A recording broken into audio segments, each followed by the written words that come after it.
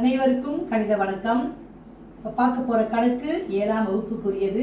பயிற்சி 1 முதல் பருவம். அதில் இரண்டாவது கணக்கை பார்க்க போகிறோம்.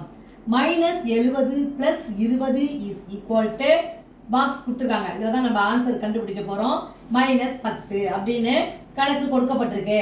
இப்போ முதல் ஸ்டெப்பை நம்ம என்ன செய்யறோம்னு பார்த்துக்கோங்க. -70 ஃபர்ஸ்ட் கணக்கு எழுதிக்கிறேன். 20 + 20 = இந்த பாக்ஸ் எழுதிக்கிறோம். இதான் ஆன்சர், இங்கே வரக்கூடிய ஆன்சர் கண்டுபிடிக்கணும். -10. ஃபர்ஸ்ட் நம்ம என்ன செய்யணும், இந்த சமன்பாட்டுக்குரிய விடையே போட்டுக்கிறோம். -70 + 20 வேறுபட்ட குறியீடு கழிச்சோம்னா என்ன வந்துடும், -50 = இங்கே -10 இருக்கு.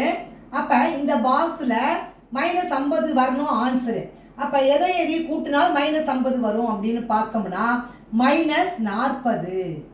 ஒத்த குறியீடு, ஒரே குறியீடு, குறைமுழு. -40 -10 கூட்டினா என்ன வந்துடும் ஆன்சரு, -50. அப்ப இந்த கணக்குக்குரிய விடை வந்து -40. புரிஞ்சுங்களா?